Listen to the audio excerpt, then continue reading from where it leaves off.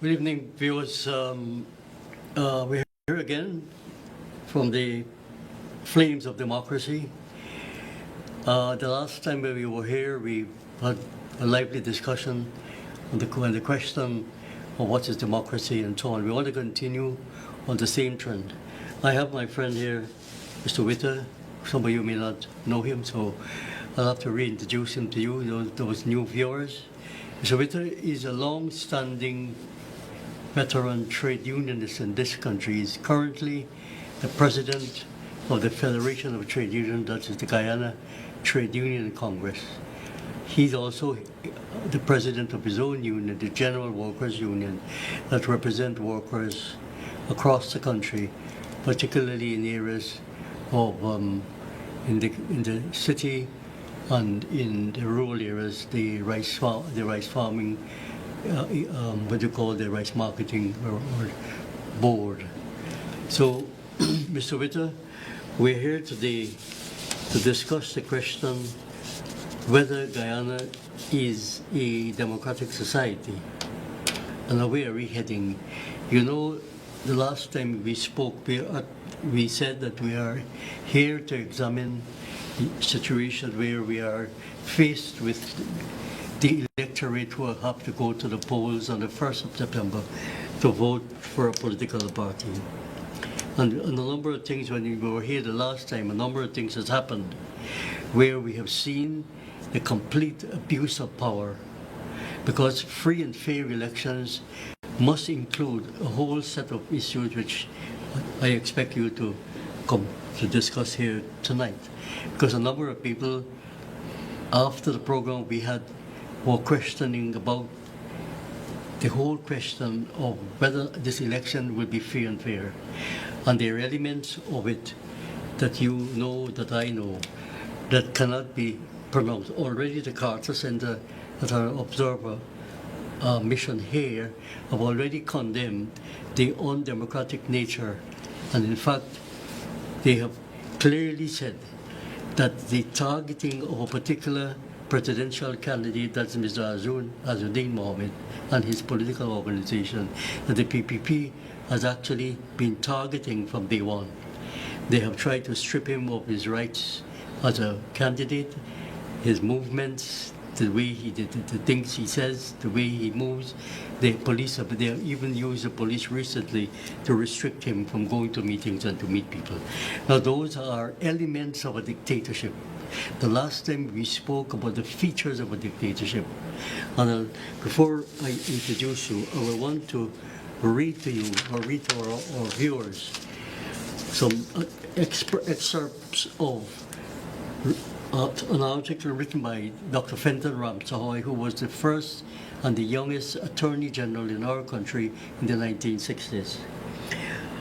What he has said here in his writings, which we will discuss, is that Guyana is in a situation where we have a constitutional dictatorship, because when we were not an independent country, we used to use the Westminster system of the electorate electing their representative at the constituencies. Mr. Burnham came to power in 1964 in a coalition government, and in 1968 he began to rig the elections in this country, and we have a situation where we no longer have where the electorate are able to elect members of parliament. What we have a situation here where now we have a selection, basically, because you have a new structure that was created by Mr. Burnham, supported by the PPP, because the PPP has not said and have done nothing, absolutely nothing, to actually remove the undictatorial measures that was put in place by Mr. Burnham.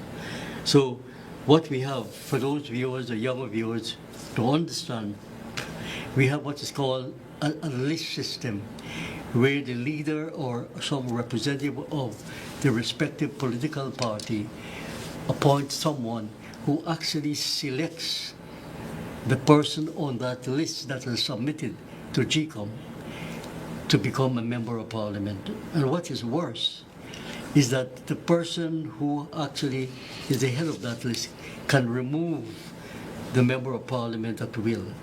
So we have a very intimidatory situation where a member of parliament cannot actually make statements that are contrary to his or her political party because they could be easily removed.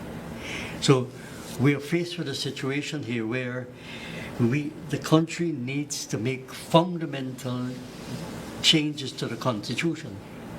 At the moment, to be able to change the clauses of the Constitution, we have to get two-thirds majority, which is about 44 seats in Parliament, to be able to change the Constitution. There's a number of things that needs to be changed in our Constitution, which, if we have time, we will go through them. But I want to read what Dr. Ramsawhai has said in this document, which was written several years ago. Dr. Ramsawhai was one of our good friends, as you know, and colleague, and we commissioned him to write this article, as you would remember. And I want to read in his memory what he said. He said, until 1961, the people had the right to elect their members of parliament. The country had been divided into constituencies, and the people, by direct election, chose their members of parliament for each constituency in order to throw the elected government out of office because the United States failed Jagan. The British altered the system and brought in a system called proportional representation, a PR system. So they removed the right of the electorate to actually elect a person of their choice in their area where they live. So the right of the people to elect their representative directly in the constituencies was taken away in 1964. The present system is for a list candidate to be elected, and the leader of the list chooses the members of parliament. The people no longer have the choice. Members are foisted upon by the leader of the list for which they vote. The means that the system thereby members are directly elected by the people separate the constituencies are given way to an undemocratic system, which in turn leads to an undemocratic government because no minister, very important, no minister is a person directly chosen by the people. The system makes the corrupt and incompetent government because the people have no say in the choice of members of parliament. The basis on which the leader draws the members is not open to scrutiny by the people. So we have what is called a constitutional dictatorship. So that any party that comes into government, they use the Constitution to actually carry out those measures, those undemocratic measures. So that's the situation we have at the moment. And he continues to say, he said the system makes for corrupt and incompetent government because the people have no say in the choice of members of parliament. The basis on which the leader draws the members is not open to scrutiny by the people. They have to take what they get. If the country is to become democratic, the present system has to be abolished, and the right to choose, the choice, has to be returned to the people. Members of parliament directly choose the people, will determine whether the parliament should also be an appointed house, where he talks about the two, what do you call it, two state chambers, house, a senate, and so on. Now, he goes on to say, he said that the system that now exists, the minister of government who make up the executive branch will come from persons directly elected or appointed by the Senate, by a prime minister who has command of the elected members. The executive presidency, as pertains now, would have had no powers. It is an undemocratic institution in which all executive power is vested in the president and not in the parliament. Now, no president can carry all the ministries with ministers being assistant. Basically, that's what's happening.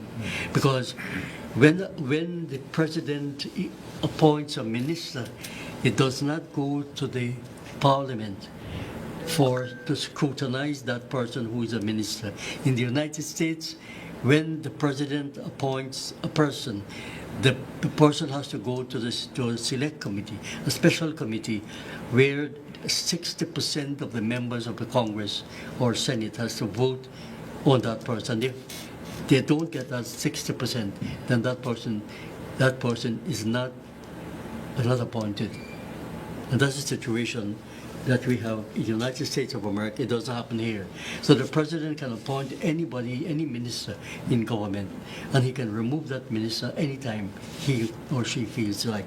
So we are living here in Guyana, whether people like it or not, under a constitutional dictatorship. And what we are seeing here under the PNC, under Burnham, under the PNC, we are seeing a repeat. And in fact, some people are coming to the conclusion that it's worse than the PNC dictatorship, than the Burnham dictatorship. I don't know what your comments are or what I've said so far. Thank you, my friend Jinnah, for having me here once again. And I would wish to extend special greetings to the viewing public. Good night, good evening, good morning, wherever you happen to be. You posed a very interesting question, Jinnah, and that question is whether Guyana is a democratic society. To answer that question, I would need to go back a little to some of the discourses we have had on our last two programs, where we sought to make a distinction between a democracy and a dictatorship. And some of the things that we have spoken about, which I would refer to very briefly, before I treat with the question you have posed, has to do with elections as one feature of the democratic process, and what happens between elections, which will determine whether we are a democratic society or not. Now, when we dealt with the question of elections as an important event, feature of democracy, we did say that elections must be credible. It must be free and fair and free from fear. It must be held in an environment where people feel that they are not bullied or coerced or bribed or compromised in arriving at a decision one way or the other. Before I proceed, let me say this. While you have made reference to two of the titles that I hold, that is President of the Guyana Trade Union Congress and President of the General Workers Union, I speak here tonight as citizen Norris Witter. Citizen Norris Witter. Coming back to the question of credible elections. Now we are saying that election must be held within an environment where the electorate feels that they're not bullied, they're not coerced, and they are not acting out of duress. As a matter of fact, as I make mention of the question of duress and being compromised, I saw where during the polling, voting for the discipline services, where a member of the discipline service, it was shown, took a photo with his cell phone of the ballot paper and where he would have placed a X. And according to what I saw, the paper I saw, right, the video I saw, the X was placed against the cup. The X was placed against the cup. The PPP symbol. Therefore, it begs the question as to whether that member of the discipline service in uplifted commerce, because we have to ask the question as to how disciplined that particular person is, right? Because the act by photographing his ballot paper to prove obviously to the party to which the X was placed against, he committed an act that is prohibitive. It's an illegal Such, it is an unlawful act. And such a person must be disciplined. And be removed from the post. That's the least you can do with somebody like going back to what I was saying. So the person must exercise their franchise freely, without fear, without duress, without coercion, without a feeling of being compromised. The person must also have access to information. And we spoke about the issue of a commissioner of information appointed by the last PPP government, continues to serve under the current PPP government, who has refused on numerous occasions to provide on request information to organizations and individuals on a continuous basis. As a matter of fact, I did see that many of those requests for information were met with vilification, insults, and all kinds of demonization and character assassination. And the person who holds the position and the person has been the first appointee to that position of Commissioner of Information, happens to be or served on at least 2 occasions as Attorney General. Could you explain to our public, viewing public, what is this what is the purpose of this freedom of information? It's a commission. It's a legal entity that has to report to the House of Parliament accordingly.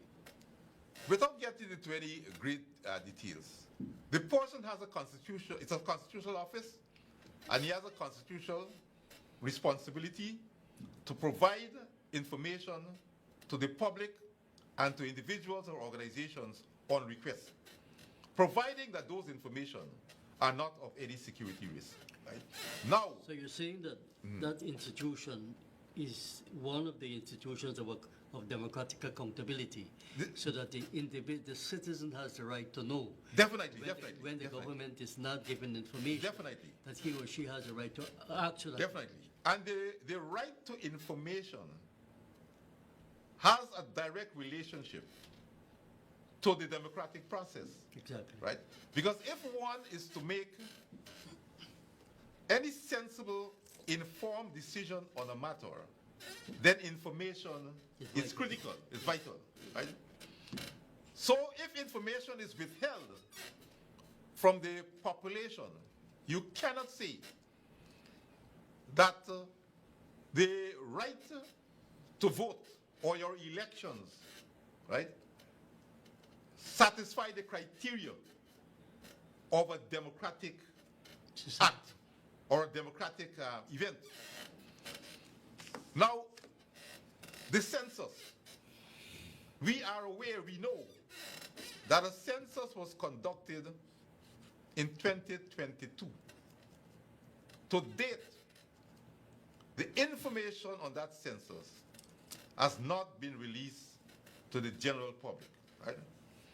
Now, it is the information in the census that will tell us not only the size of your population, but it will also disaggregate their demographics. It will tell you how many persons of different ethnic groups there are, where they are located in the different regions, how many males, how many females, and the age groups of those persons. Right?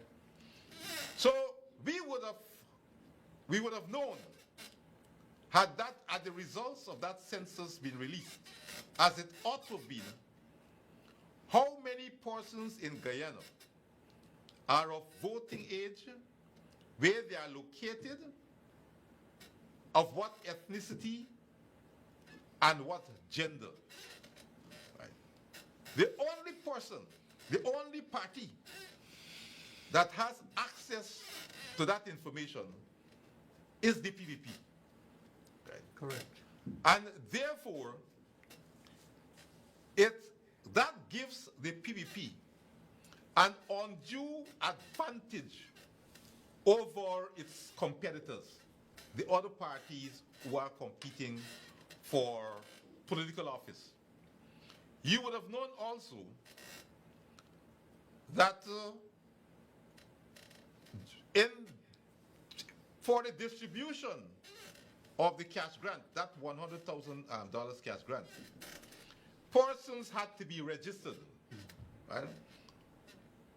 Those who were 18 and over had to be registered.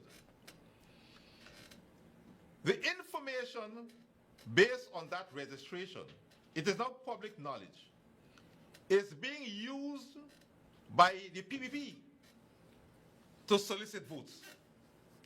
Right? Persons have been called and they have been asked whether they were in receipt of the cash grant and whether they will be participating in the political process, who they will be voting for, and then told that they will like the person calling will like the person who they're calling to support the PVP on September 4th. So that information that was taken from the recipients of the cash grant, under the pretext that it was intended to facilitate the payment of the cash grant, is now being used nefariously against the population of the citizens of this country. But it is an important factor in this whole thing, the whole way in which this thing came into being. Irfan Ali, the president, as you will remember, made a statement in the parliament telling the population that he was going to give $200,000 to the household, to every household. Then subsequently, Mr. Jagyo came at one of his press conference and announced that you can't do that. And then that's how it came to what you just said there, about them giving every single individual over the age of 18, and they had opened it to Guyanese who live abroad, who can come back and collect that money. So the whole system, as you can see, that if this matter was discussed, for Irfan Ali to make that statement in Parliament, it had to be discussed as president in the cabinet. He couldn't go there and make that statement and then Jagdev the next 2 days reverse that whole thing without even apologizing or even saying to the Guyanese people that they had reviewed it in the cabinet and that they found out that That's how they're coming to this. As a matter of fact, It was when an afterthought, and as yeah. you quite rightly when said. President Ali made the statement in Parliament, he said that the $200,000 will be paid immediately. Immediately. Yes, immediately. And now immediately was since redefined to mean after 6 months. Yes. And the $200,000 was reduced to $100,000, as you rightly said, and extended to Guyanese who resides in the diaspora. Well, that also has its own little tricks in it, right? However, coming back to what I was saying earlier. Let me explain this. We have evidence that a lot of Guyanese from Suriname came across, collected the $100,000 and went back. And the idea was, it's a form of bribery and corruption, because they hoped that they would have given, coming to the elections, that they would have actually done that again. Because in Suriname, we have more than 25 to 30,000 Guyanese living in Suriname. And they were hoping, maybe still, I understand that they've still given out this cash grant or offering it, this cash grant. Some of the activists, when they call up people, now we have a situation which we need to report to the public, that the PPP activists are calling up people, Yes. especially those people who are employed, the 10-day workers, calling them up, offering them this money, and also vain threatening them that if they don't vote.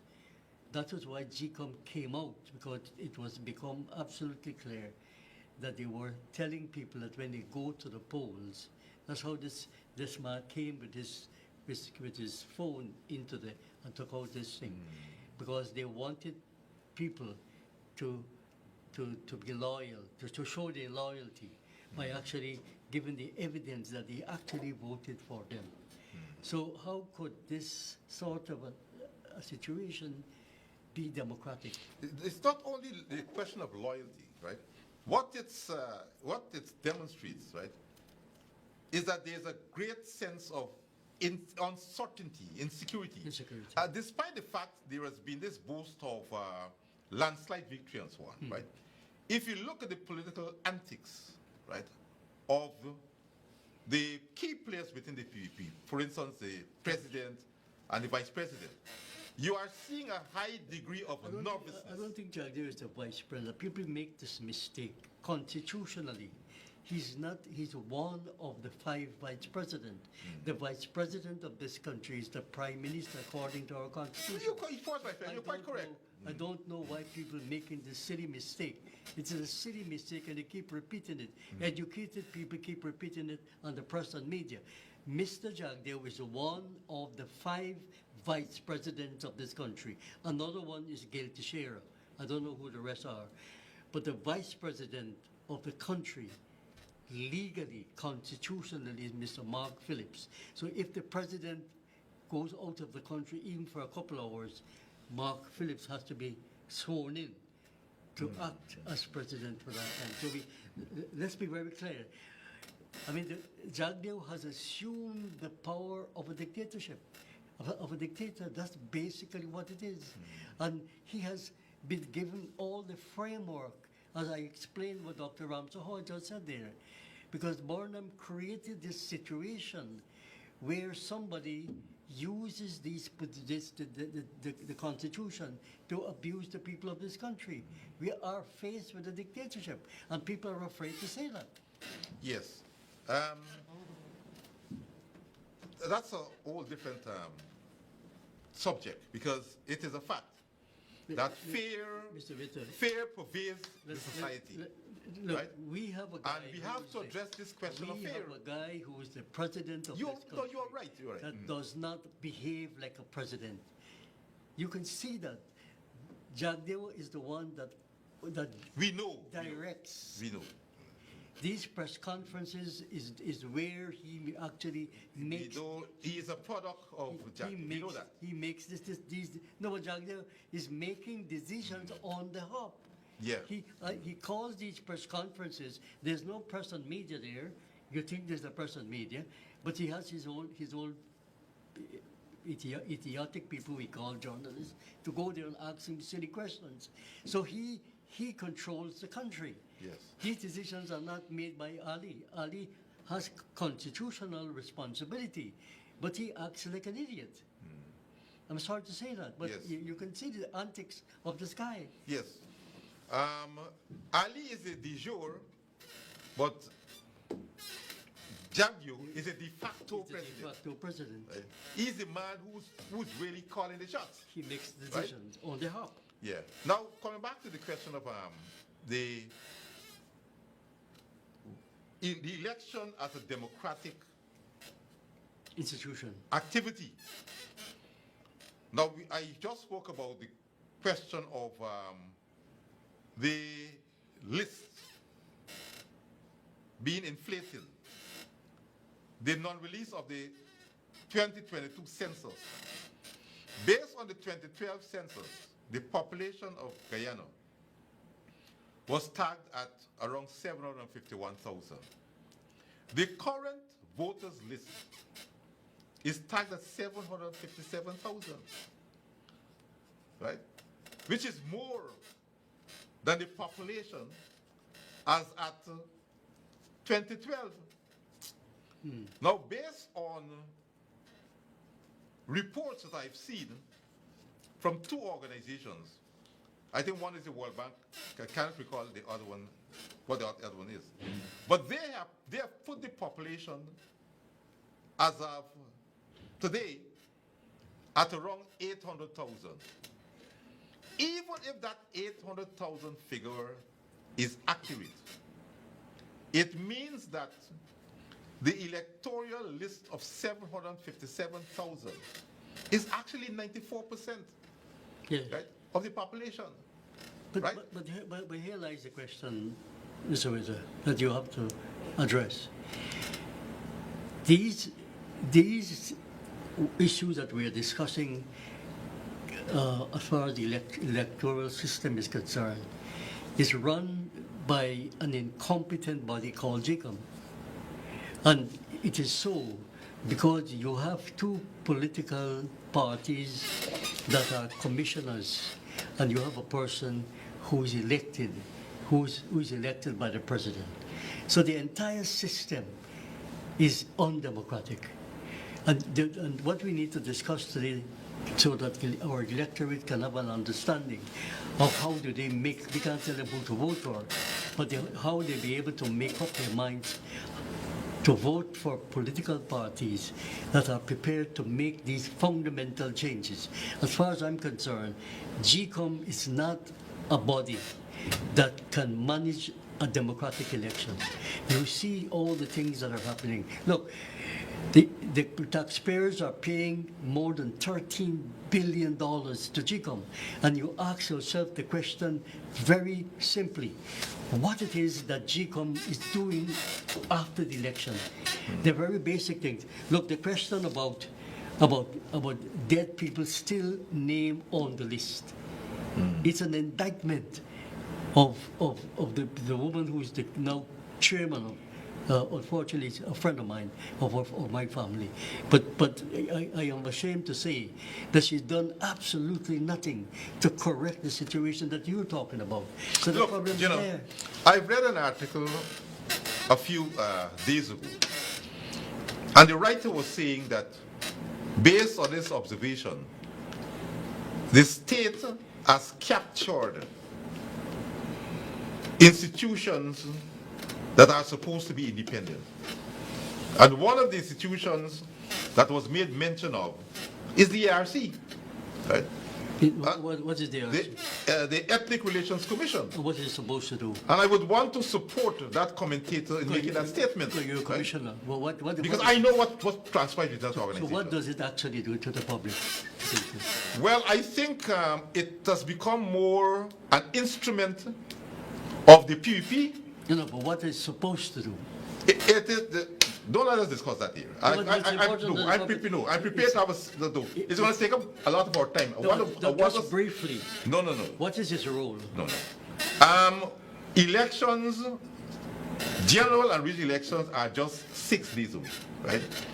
And I would like to take this opportunity to speak to the electorate, right? And I don't want to waste a second in dealing with any matter pertaining to the DRC at this time. I intend to have a press conference later this week where I will deal in details As a commissioner. as a commissioner on the functioning of the Ethnic Relations Commission. The public needs to know. But do you know that most people think that the ERC is a toothless bulldog? They may be correct. They may be correct. Because is there anything that it has done? Because, as I said earlier, right, the writer said that the ERC, as one of the constitutional organizations, has been captured by the state. Which means that it is being dictated to by the state. It carries out the wishes of the state rather than the wishes of the people, which is mandated constitutionally to do. And I rather suspect that GCOM also has been captured by the state. Now, I saw 2 press conferences hosted by GCOM, and some very simple questions were posed to the panel. Simple question: how many Commonwealth citizens are on the voters list? That was the question, right? And they couldn't answer it. They couldn't answer that, right? So who were there answering the question? You had the CEO. Well, the CEO was the person who was the point person filling the questions. He was leading the delegation. The other question: is there a legal? Does GCOM has a legal officer? And if not, when will one be appointed? Is there anyone giving legal advice to GCOM? Could you imagine that it was reported that the Attorney General Anil Nandalal was the legal advisor to GCOM? That's illegal. That's Unconstitutional. ludicrous nonsense. How could you have a person, right, who is an appointee of a party person, advising a constitutional body that is supposed to be neutral and independent? Mr. Witter, you know, we're in a situation at this moment that we need to tell the viewers that we're reached a point in the history of our country where every aspect of life is corrupt, it is rotten to the core, and I can't find words sometimes to describe the extent to which we have reached in this country, where the people who are supposed to be our leaders are behaving in such a way that I have never experienced. You Look, yourself would. you know, let me fast forward to the question that you've asked. Whether we are in a democratic society. If we are in a democratic society, that suggests that the political directorate that manages this economy will subscribe to the tenet of good governance. And I'm just going to list a few things, a few of the features, elements of good governance. And if they do not subscribe to any of those elements, then we are not living in a democratic society. Does the president and his lieutenants abide or respect the rule of law? Of course not. Every day they're breaking the. Then we do not have a democracy. We don't live in a democratic society. We don't have a. Therefore, we do not live in a democratic society. Our next question: is everyone treated equally in the eyes of the law? Or are they sacred cows? Mr. Witter, you know to yourself that if somebody who is in high places in society does something wrong, hit a man with his car and the police stop him, he picks his phone up and he calls some political figure who then calls the commissioner of police or some figure, and that person is released. Okay, well, We've seen it many very times. good. Well, let me raise one issue, cite an issue that has been all across social media. There's a gentleman by the name of Lorimer, right, who apparently was fleecing portions of their hard-earned monies, claiming that he can deliver lands to them. Get house lot and so. Right, house lots, right? He was taken to the court. He was charged, placed before the court, and sentenced to prison for 9 months. That man has been walking freely all over the place. Why? Because he is an activist of the PPP. We have the case of his wife, right? Who allegedly used racial slurs against persons of African descent. The Ethnic Relations Commission, of which I am a part of, right, investigated and requested his wife to report to the ERC, right? She never reported, Never turn up. right? The Ethnic Relations Commission subsequently sought the assistance of the police to locate her. The police claimed they couldn't find her, but months after, right, she was seen receiving from Minister Waldron, Unish Waldron, Some grant or something. some certificate of appreciation. Now, Unish Waldron happens to be the Minister of Tourism, or she was the Minister of Tourism, right? And here the minister was. I'm not too certain whether the minister knew of Mrs. Lorimer transgression, but she proudly stood there with her, issuing her this certificate of commendation. That is the lawlessness we have in society. Yes, yes. Now, so that is two. Now, the other question, coming back to the good governance, do we have inclusivity in Guyana, where persons are allowed to participate in the management? But isn't, Of that, the- isn't that part of a clause in the Constitution which talks about the inclusivity of people, the people's participation? Article 13, yes, Article Article 13. Right? That is ignored. Is there honesty in government? You just made mention of the question of corruption. Is there openness in government? We spoke to the question of this, how information is being sequestered. The Commissioner of Information is refusing to give information to the general public and even to those who would have requested particular information. Which is vital for democracy. Definitely, definitely. And freedom of information and for people to be able to have access to resources. Is there equality and equity within society? No. So if these things are non-existent, then by logical deduction, we do not have a democratic society. But it brings us to another point, and this is the point I want to make. Could we establish a democratic society by electing persons with dictatorial tendencies? But here we're not electing anybody. Right? We just in the beginning of this discussion, we said that people are not elected, people are selected. So here the stupidity of the system that we You have. see where I'm taking this? I'm taking the issue now But to the elections that are due. let me explain a little bit about this so our viewers can understand. They are not electing people to parliament. Yes, directly, we know that. Yeah, they go to the polls, they vote for a particular political party.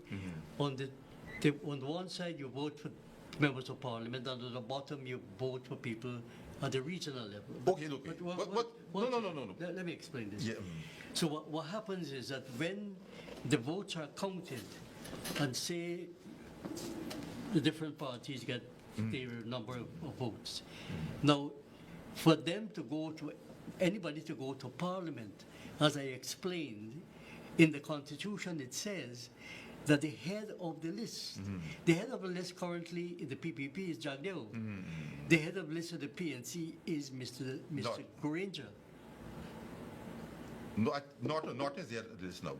Granger was the head of the Yes. list for the last election. No, yeah, but now the parliament is dissolved. I was talking in the past. Parliament is dissolved. Norton's now appointed himself or elected to be the head of the list. When the election comes, he then will have the powers to select from that list, depending on the amount of votes they get, who goes to Parliament. The same thing Mr. Jagdev does. I want us to discuss this a little bit, because the reason why I'm raising it is to show the level of intimidation and control. So the elements of dictatorship goes right up to every aspect of life.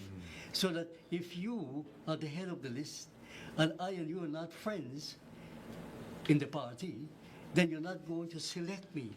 So you have the powers to select who's go to Parliament, and not the electorate. So the electorate in this country have no powers. Yes. As Dr. Ramsahoy has pointed out here since 2005, as he said. Yes. Yes, because the focus on the elections is always the presidential candidate. If you check, Yes. the presidential candidate. And what the presidential candidate, what they do, is that they will put in a prime minister candidate, right, for added attraction. But the focus is always on the presidential candidate. Therefore, Because the Constitution allows that. yes. So the position must be, or the electorate must perforce in making a determination as to who they will support as a presidential candidate is whether the person subscribes to certain qualities. We're talking here about the character. No, but who defines that? Who defines it? Is that defined in the Constitution? Well, it is not defined in the Constitution, but generally, there are some broad principles that one can be guided by. For instance, let me ask this question. If you have 4 candidates, and one has proven openly to be a Columbus, based on Born Spear, a damn liar, would you vote for that damn liar in preference to the others who have not established themselves as a liar?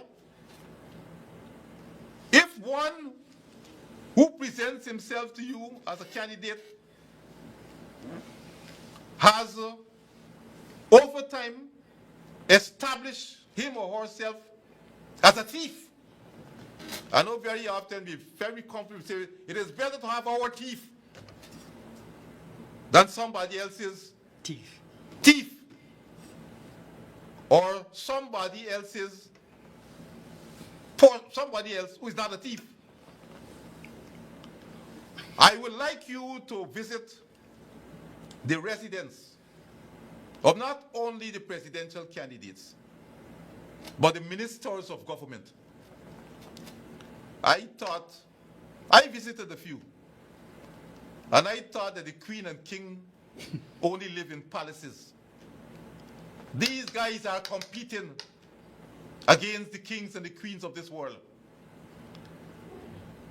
Because the question is where they get the money to do that. That's the question. Well, let me say this.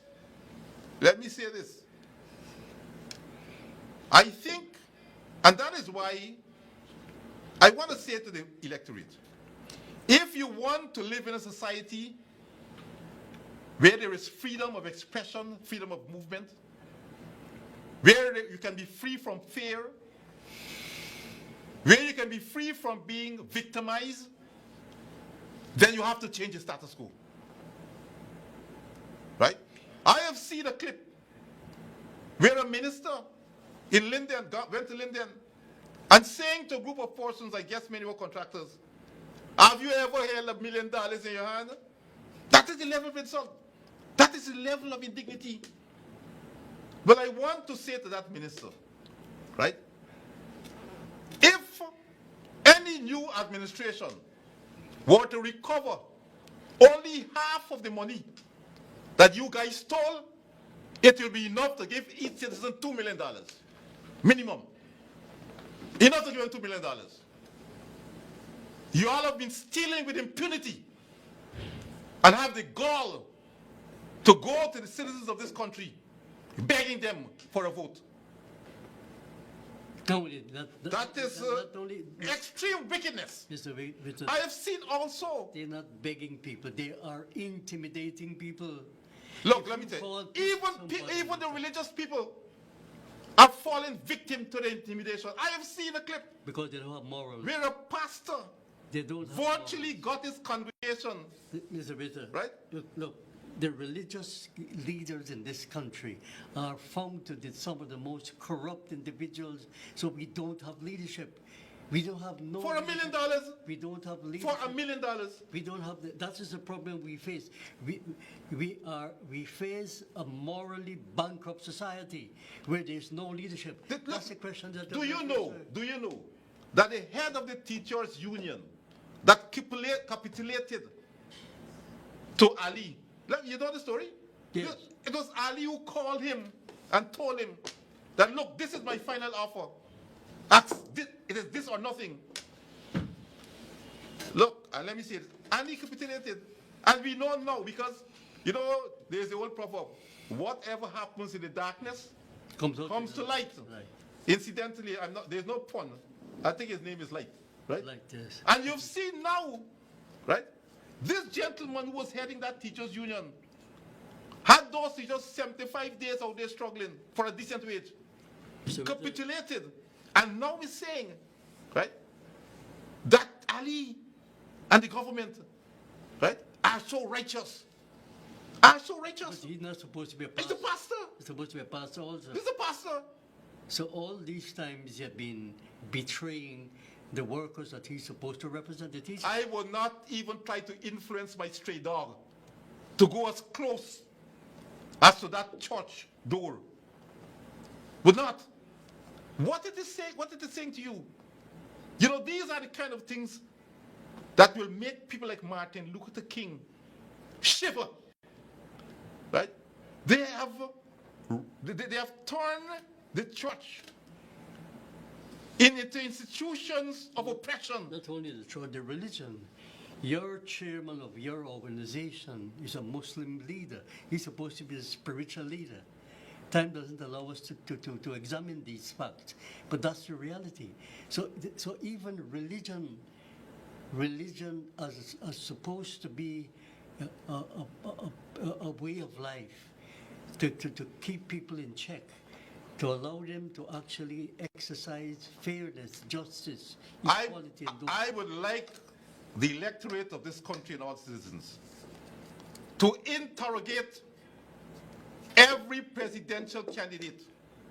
Interrogate every candidate, list of candidates. Mr. Witter, I've been around, and let me tell you, the only person who allows himself as a presidential candidate to be questioned, allow the people, the audience to speak, is Azruddin Mohammed.